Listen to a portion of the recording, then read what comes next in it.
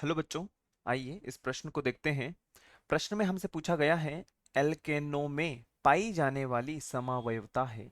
और विकल्प ए हमें दिया हुआ है मध्यावयवता, बी दिया है श्रृंखला समावयवता, सी दिया है स्थान समावयवता और डी दिया है ज्यामितीय समावयवता। सबसे पहले हम बात करते हैं प्रश्न से संबंधित मुख्य अवधारणा के विषय में। मुख्य अवधारणा जो कि संबंधित होगी समावयवता से।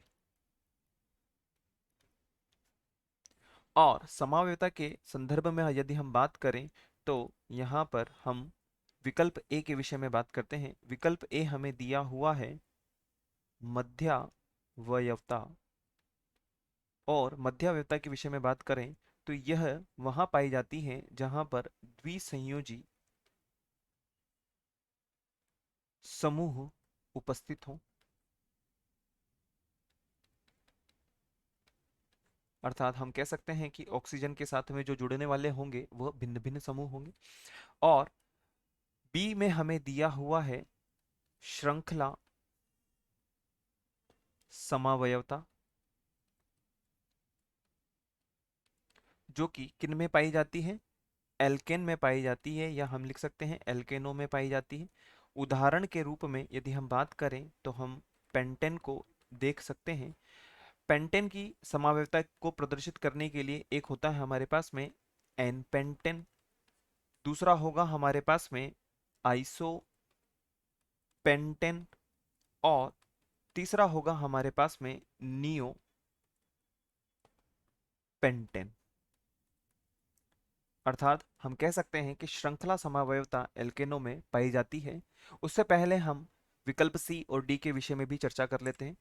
सी में हमें दिया हुआ है स्थान समावयवता, जो कि अपने नाम को ही प्रदर्शित करती है। कहने का मतलब स्थान से संबंधित होती है। अर्थात यहाँ पर घुमाव होना अति आवश्यक होता है, स्थान से संबंधित होती है। और अंत में अगर हम बात करें डी विकल्प के विषय में, जो कि संबंधित है ज्यामितीय से, ज्यामितीय समावयवता, जो कि कार्बन कार्बन के मध्य द्विबंध उपस्थित होने पर उपस्थित होगी। या हम एक तरीके से कह सकते हैं कि कार्बन कार्बन के मध्य अगर द्विबंध होंगे तभी प्रदर्शित होगी। परंतु यहाँ पर एल्केनो के विषय में बात की गई है, तो हम कह सकते हैं कि विकल्प बी जो है इसके लिए पूरी तरह से सही होगा। मध्यावयवता इसका आंसर नहीं होगा। यदि बी विकल्प के विषय में बात करें श्रृंखला समावयवता, इसका आंसर होगा। सी भी नहीं कहलाएगा और डी भी नहीं कहलाएगा।